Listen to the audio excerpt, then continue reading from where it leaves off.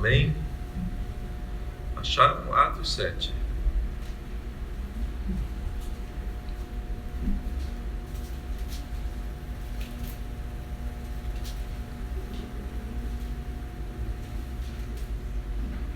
Todos acharam? Diz assim sua palavra: e naqueles dias fizeram um bezerro e ofereceram sacrifícios ao ídolo e se alegraram nas obras das suas mãos. Mas Deus se afastou e os abandonou a que servissem o exército do céu, como está escrito no livro dos profetas. Porventura me oferecestes vítimas e sacrifícios no deserto por 40 anos, ó casa de Israel. Antes tomastes o tabernáculo de Moloque e a estrela do vosso Deus Refã, figuras que vós fizestes para as adorar. Transportar-vos-ei, pois, para além de Babilônia. Senhor Deus, esta é a tua palavra. Nos inspire agora, Senhor, e fala com o teu povo. Em teu nome, Senhor Jesus Cristo. Amém. Poder sentar. Meus irmãos,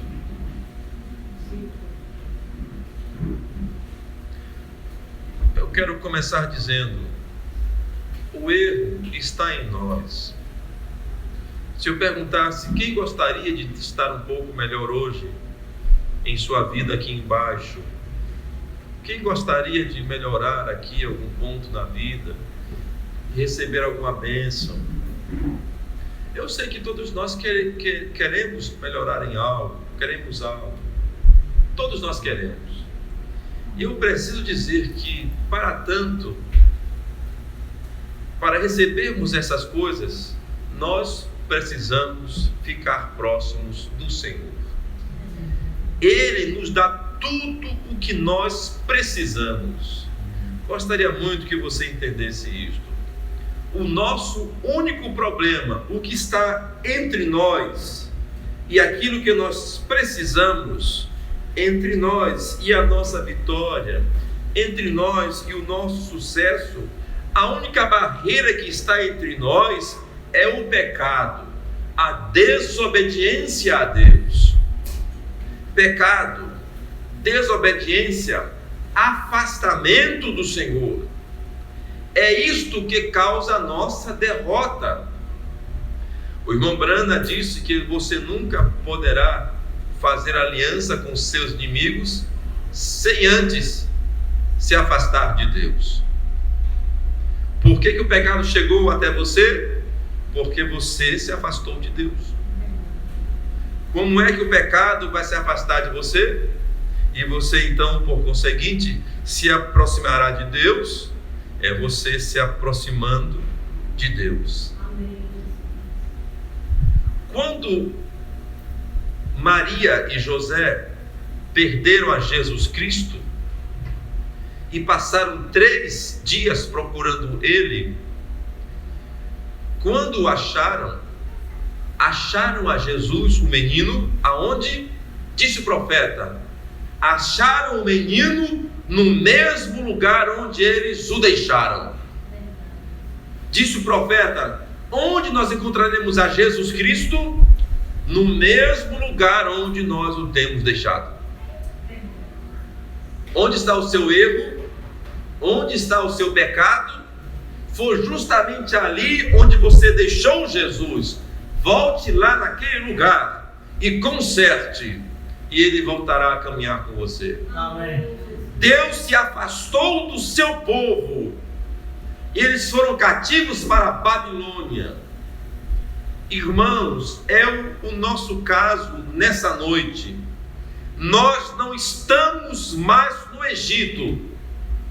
Nós saímos das denominações. O que vem contra nós não é mais aquele diabo do Egito. É um diabo de Babilônia, que é mais sagaz do que o diabo do Egito. Vocês estão me entendendo? Deus os tirou do Egito para que eles fossem ser escravos em Babilônia. De Babilônia, eles nunca mais se levantariam, meus irmãos. Eles foram divididos, dispersos. Eles só voltaram a ser uma nação em 48, para cumprir a promessa que Deus rejeitaria seu povo para sempre. Eles voltaram agora para a Palestina para receberem a Jesus Cristo. O povo de Israel rejeitou muito ao Senhor com seus pecados, com seus ídolos. E eles tinham profeta. Não é o nosso caso nessa noite. Nós dizemos, nós temos o profeta verdadeiro, ótimo. Os judeus tiveram muitos. Não os impediu de serem fracassados. Por qual razão? Porque não ouviram seus profetas. Como é que nós vamos fracassar? Da mesma forma, se não ouvirmos os nossos profetas. Por isso, nessa noite de comunhão, eu insisto com os irmãos, a única coisa que devemos fazer é buscar ao Senhor, é trabalhar, é sermos sinceros, e Ele nos ajudará. Se nós ficarmos aqui pensando, saímos das denominações, estamos bem, aí que enganamos a nós mesmos, nos enganamos terrivelmente, porque Babilônia é pior do que o Egito, e Deus disse que vocês vão para a Babilônia. Vocês não querem me obedecer? Não querem viver em liberdade comigo? Vocês querem ser como as outras nações? Vocês irão para a Babilônia e lá serão escravos. Lá, o Salmo disse que pediram que eles cantassem um hino ao Senhor. Eles disseram, hinos do Senhor aqui em terra estranha, não cantamos. Eles estavam lá em Babilônia, sem vontade de cantar ao Senhor. Eles estavam lá então com o quê? Com saudades do templo, com saudade da adoração, com saudade do rei Davi e suas canções. Estavam no meio de paganismo. Seríamos como nós hoje, desejando aquele evangelho que nós perdemos, saudosos de alguma coisa que deixamos lá no passado. E o que deixamos? Deixamos a Jesus Cristo. Pois nessa noite de comunhão, eu convido os irmãos a deixarem o mundo e a voltarem-se para Jesus Cristo. Amém. Voltarem-se a Deus, voltarem-se à oração, à leitura da palavra, à comunhão, à meditação. Deixem o mundo.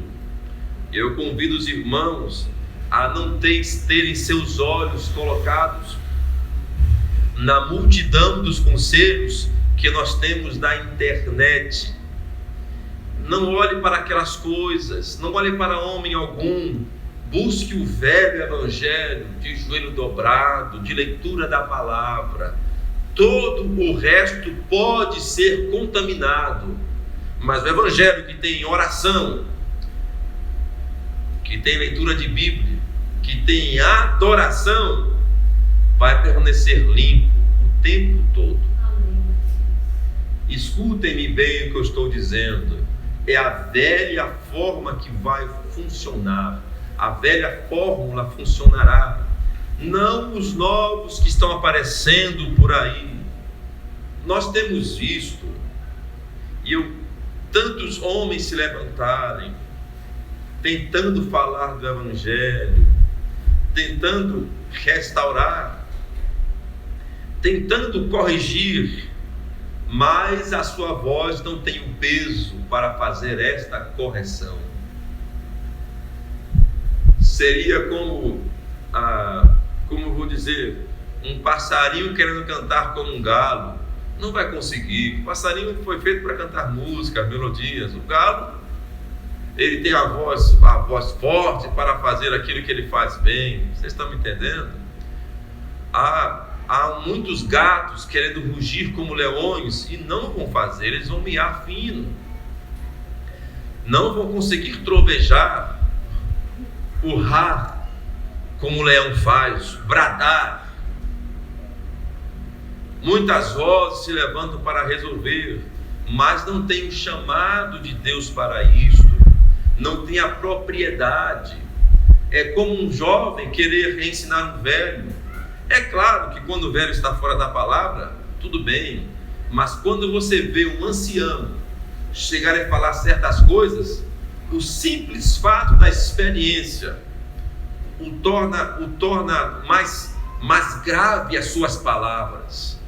O que acontece é que nós temos um novo evangelho tentando falar grosso, não conseguirá. Para que a voz do evangelho correta, que nos posiciona, ser falada, nós precisamos do Espírito Santo, que é conforme a doutrina estabelecida pelos apóstolos. Amém. Que põe o homem todo em ordem, para que a voz de Deus possa fluir poderosamente sobre ele. E você sabe que quando o homem está pregando sob unção, não é só aquela voz dele, não é o grito com que ele gritou, não é a maneira com que ele falou, é o Espírito Santo confirmando no seu coração aquilo que ele está dizendo. É Deus falando. Amém.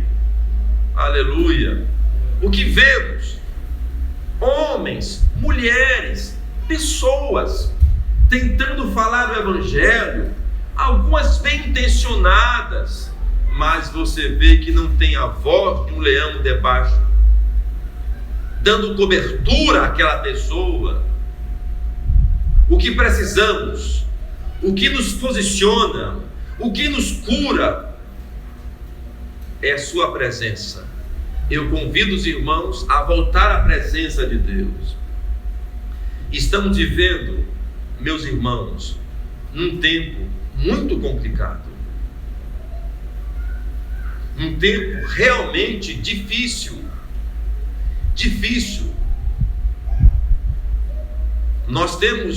Estamos vivendo, e isso influencia, eu quero dizer isso nesta noite de comunhão, isso influencia a nossa vida. O que acontece no nosso, aqui embaixo, é como um vírus que se espalha por todo lugar. A quebra de hierarquia, o desrespeito à autoridade, a violência, em todo lugar, a traição, jogo de interesse. Nós não vemos em nossa nação a coisa mais escrachada. Vou dizer isso porque você ouve isso no ônibus, você ouve isso no mercado, você ouve isso em todo lugar, e eu vou dizer: não houveram tantas pessoas que foram eleitas porque disseram que apoiavam o presidente, e depois que se elegeram, traíram o presidente, saíram, disseram que ele tem que ter até que sair. Pois bem, você fala que isso é política? Não é política não, é espiritual. Porque tem muitos irmãos e irmãs que vêm para a igreja, arrumam um cargo, recebem um nome, e quando tem um nome, um cargo, traem o pastor ou traem as pessoas que lhe deram alguma oportunidade. É como um funcionário que estava ali morrendo de fome. Um patrão, um empresário coloca ele para dentro da empresa, ele começa a ser um mau funcionário e sai e coloca a empresa na justiça, e o patrão tem um prejuízo imenso quando não tem mesmo que fechar a empresa por causa de alguém que ele deu que ele estendeu a mão. Nós vivemos esse tempo hoje de traidores, do erro ser chamado de você ter que respeitar o que está errado. Ainda hoje eu estava saindo aqui, vindo para a igreja. Olha que mundo louco estamos vivendo. Um homem, o meu vizinho, espero que nossa irmã corte essa parte aqui, mas observe, irmão Manuel, alguém entrou em nossa casa, ele saiu de manhã, uma pessoa estava dentro de casa, dentro do jardim, e correu quando viu ele. Os irmãos acreditam que esse homem disse: não, mas eu não quis chamar a polícia, nem dar recado para a polícia, porque a polícia podia matar ele. Ele então se preocupou logo com a pessoa, né, disse que ia morrer se a pessoa que invadiu talvez a polícia chegasse e matasse. Todo mundo queria ligar para a polícia logo, não. E disse: você sabe, ele entrou aqui, eu não posso dizer nada, né? Que ele estava aqui, não posso dizer que... O meu vizinho disse que tinha alguém na casa, mas não podia dizer o que era. Porque você sabe, né? Ele está aqui, você sabe, o sistema, não sei o que, e ele não teve... É por causa de muita coisa que ele... Botando, dizendo que a culpa daquele rapaz tem entrado lá é alguém que não deu dinheiro para ele. Acredita nisso? Que a sociedade, você sabe. Daqui a pouco ele continuou conversando, disse: você sabe, eu sou marxista, comunista. Ah, está explicado. Vai que quer dizer que se eu saio de casa, tem um camarada lá no meu jardim, e ele diz: olha, eu vou levar aqui, não vai.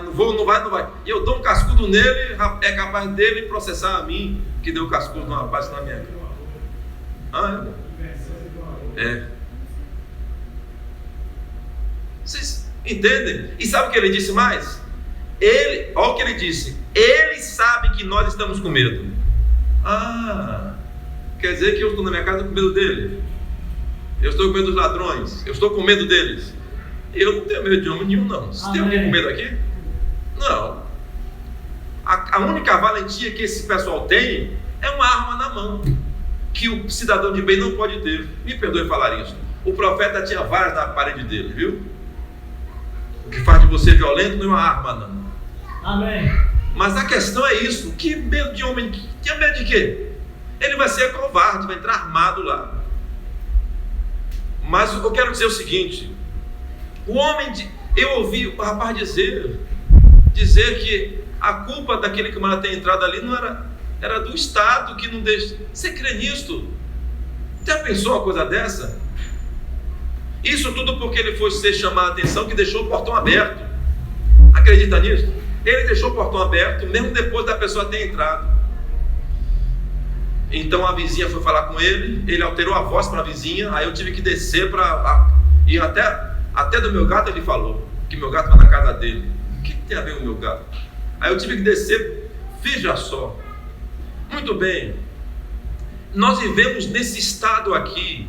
Há duas forças brigando, meus irmãos. É loucura. Você pode falar, você tem que respeitar o que é errado. Agora o que é certo não pode ser respeitado, não. Eu podia dizer umas coisas aqui, mas não convém dizer. Nós vivemos num lugar atrapalhado. As coisas não estão bem. Você deve se posicionar, meu irmão. Amém. Minha irmã. Nós não somos comunistas. Tampouco somos republicanos ou democratas. Nós somos cristãos. É verdade. E o sistema de Deus, meus irmãos, que o profeta ensinou, é um rei justo. Nós devíamos ter um homem sobre nós que fosse correto. E esse homem, claro, é Jesus Cristo, não é nenhum outro homem. Nós não cremos que a multidão do conselho tem sabedoria, ou que melhor dizendo, que todos deviam mandar, porque quando todos estão mandando, fazem acordos, cada cabeça uma visão de mundo, então acaba que a verdade não permanece realmente correta. Se fosse um homem só, era melhor. É melhor ter um rei só sobre nós do que vários reis, né? Amém. Nós temos um rei, você obedece e respeita um. E agora?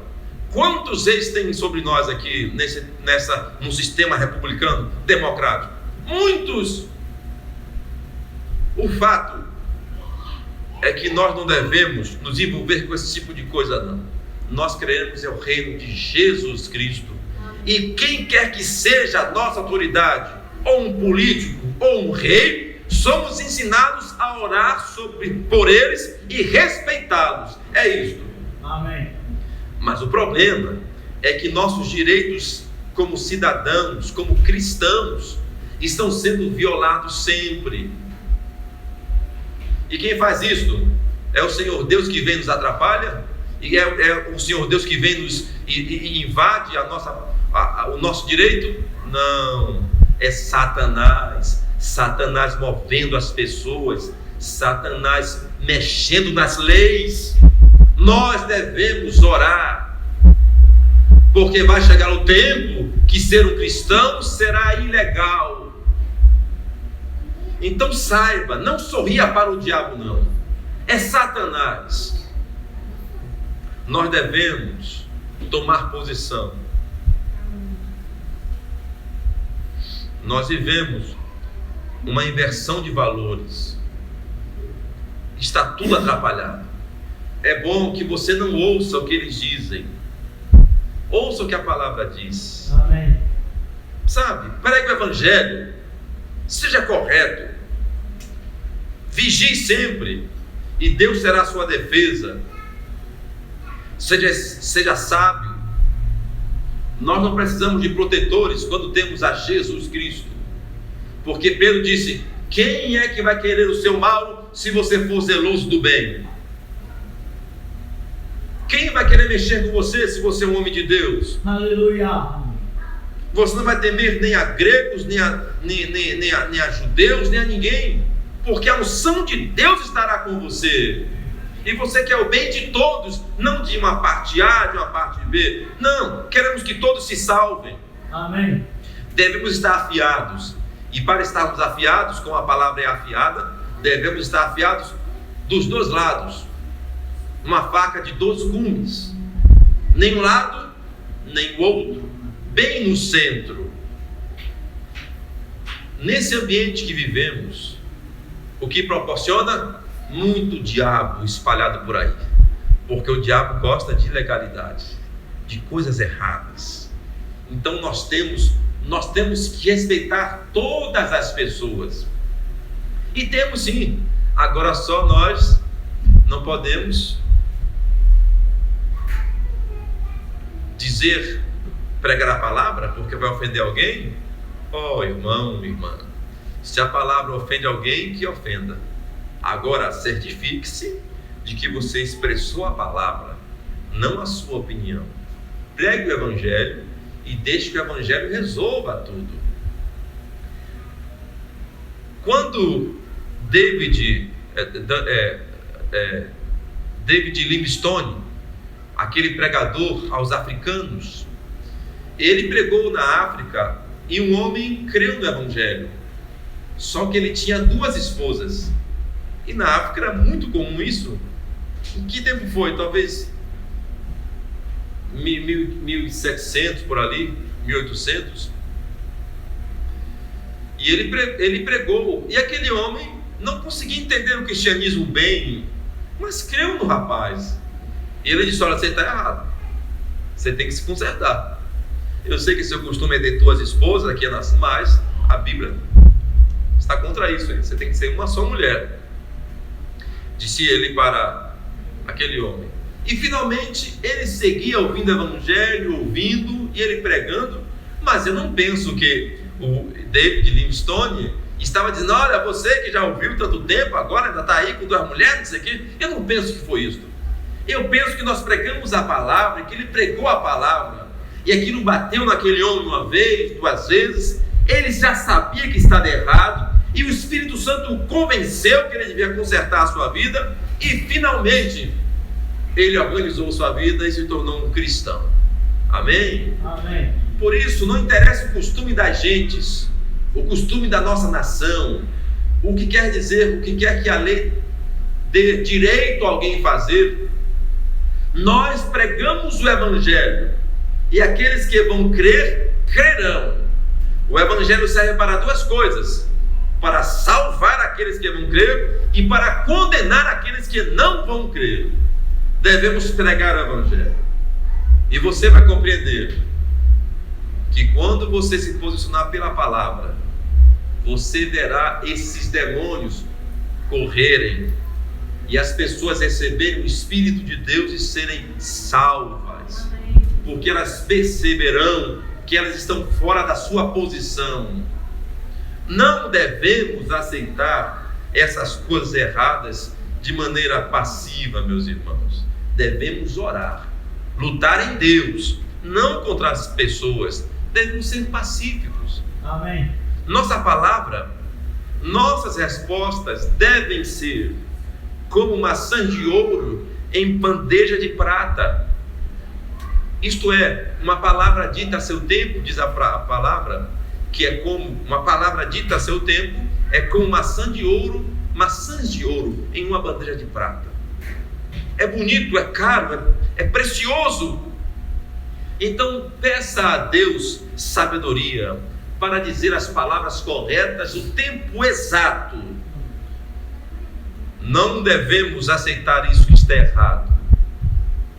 Não devemos aceitar que vem uma pessoa na igreja, olha onde isso chega, uma pessoa que nós recebemos e nós ajudamos e temos tolerância há muitos anos e ela nunca se acerta.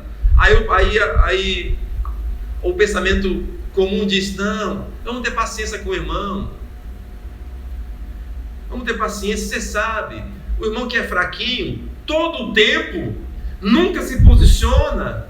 Não, mas é assim mesmo, vamos ter paciência. E quando o irmão a gente encontra o irmão errado, que chama ele à responsabilidade, o que ele diz?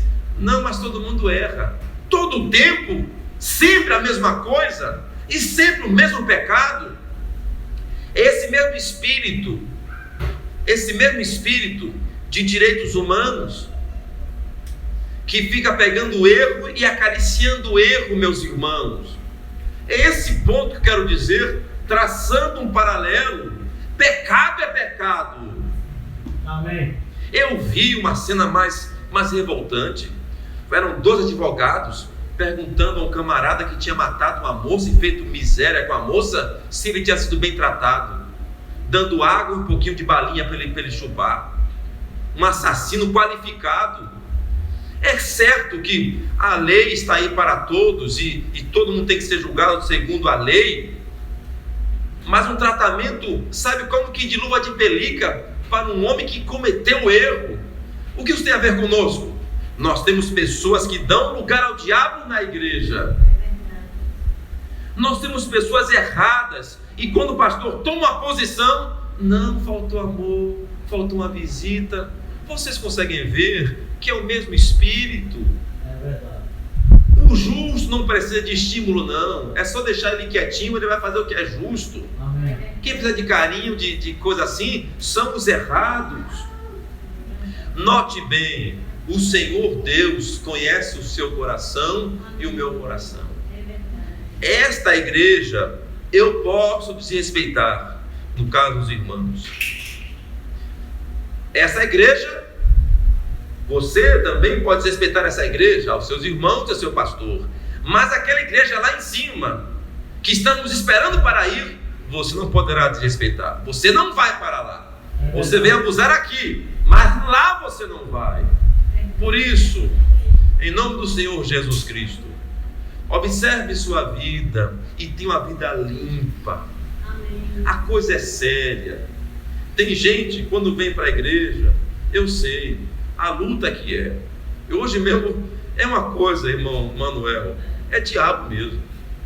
É na hora de eu vir para o culto que tem problema. É Satanás. É isto. Então, aí outros vêm e problemas. E quando vai fazer algo para a igreja, não, para a igreja não pode não, e aí se levanta o obstáculo. Se é para ajudar o pastor, não pode não, se levanta a situação ali, conversa ali. Ora, não estamos fazendo nada aqui para pastor, nem para a igreja. Amém. É para Jesus Cristo. É Ele. Foi assim que eu sempre fiz. É por isso que estou aqui e tenho alcançado tantas bênçãos de Deus, porque fiz para Ele. E eu quero dizer para você também, faça para Deus. Faça para Deus. Deus te recompensará. E será demonstrado, porque as bênçãos virão para você. E esses que se levantam para dizer coisas erradas serão obrigados a perceber que você foi próspero e abençoado. E que você estava certo e que a pessoa estava errada. Nem sempre virão pedir desculpas a você, nem reconhecer, mas terão que aceitar que Deus te abençoou. Amém. Então, querida igreja, não nos conformemos com o que acontece no mundo natural, com pessoas no mundo, tem acontecido também na igreja, igualmente. Porque o que acontece na terra, acontece no céu igualmente. Os movimentos são iguais, é o mesmo diabo, só mudando a forma, mas é o mesmo diabo. Queremos ser sinceros. Queremos ser verdadeiros. Se você tem um sentimento, um pensamento, e é seu e é correto, fique com ele. Nunca mude por causa de ninguém, não. A não ser, claro, por causa de Deus aí, a palavra aí, você tem que mudar mesmo. Mas quando você muda a sua conversa só para conseguir algum favor momentâneo, você é um falso. Você não é sincero. Como é que nós prestávamos ontem e hoje não prestamos mais? Será que os defeitos de alguém apareceram todos num dia só? Não, é porque você tinha algum interesse, sabe, em ficar perto de alguém. Mas quando seu interesse não foi atendido, ou então já foi atendido, você então aí, o que faz? Vai embora. Só querem Deus para as bênçãos, só querem a igreja quando precisam? Não.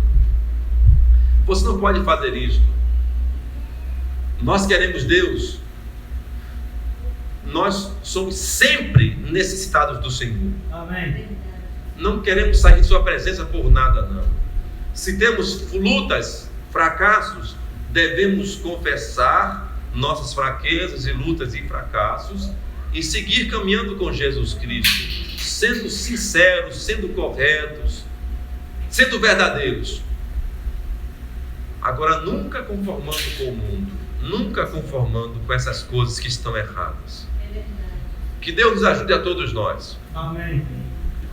O povo de Israel, tendo Deus abençoado eles tão grandemente, o que foi que eles fizeram? Eles fizeram ídolos e adoraram a Moloque, ao Deus Refã. Fizeram coisas erradas, causaram em Deus ciúmes.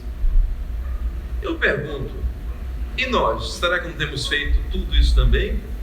Deixando de tomar tempo com Deus, com adoração, para perder tempo com outras coisas? Ocupe seu tempo em trabalho e na presença de Deus, em oração, vigilância. Cristo está às portas. Que Deus tenha misericórdia de cada um de nós. Amém. Deus nos ajude. Fiquemos de pé mais uma vez. Eu vou ler o texto da comunhão.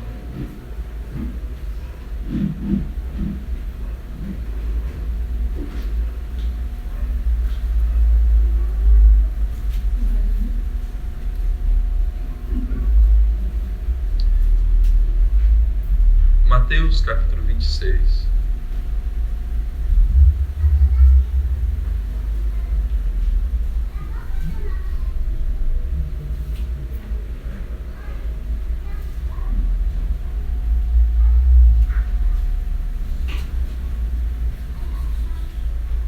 Mateus 26, 26.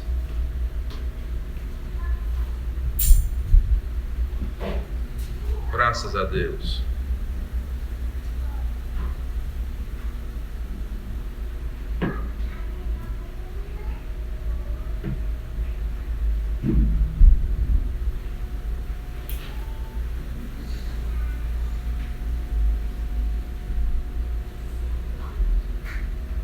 Todos acharam? E quando comiam, Jesus tomou o pão e, abençoando-o, partiu e deu aos discípulos e disse: tomai e comei, isto é o meu corpo. E tomando o cálice e dando graças, deu dizendo: bebei dele todos, porque isto é o meu sangue, o sangue do Novo Testamento, que é derramado por muitos para a remissão dos pecados. E digo-vos que desde agora não beberei deste fruto da vide até aquele dia em que eu beba de novo convosco no reino de meu Pai. E tendo cantado o hino, saíram para o Monte das Oliveiras. No livro de João, capítulo 14.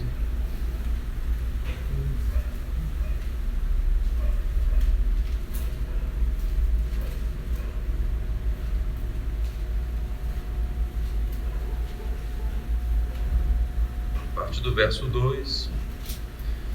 E acabada a ceia, tendo já o diabo posto no coração de Judas Iscariotes, filho de Simão, que o traísse, Jesus, sabendo que o Pai tinha depositado nas suas mãos todas as coisas e havia saído de Deus e ia para Deus, levantou-se da ceia, tirou os vestidos e tomando uma toalha, cingiu-se.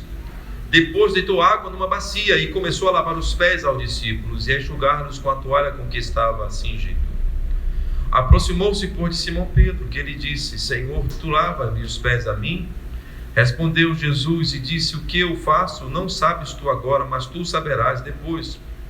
Disse-lhe Pedro: Nunca me lavarás os pés? Respondeu-lhe Jesus: Se eu te não lavar, não tens parte comigo. Disse-lhe Simão Pedro: Senhor, não só os meus pés, mas também as mãos e a cabeça. Disse-lhe Jesus: Aquele que está lavado não necessita de lavar senão os pés, pois no mais todo está limpo. Ora, vós estáis limpos, mas não todos, porque bem sabia ele quem o havia de trair, por isso disse: Nem todos estáis limpos. Depois que lhes lavou os pés e tomou os seus vestidos e assentou-se outra vez à mesa, disse-lhes: Entendeis o que eu vos tenho feito? Vós me chamais mestre e senhor, e dizeis bem, porque eu sou. Ora, se eu, senhor e mestre, vos lavei os pés, vós deveis também lavar os pés uns aos outros. Porque eu vos dei o exemplo, para que, como eu vos fiz, façais vós também.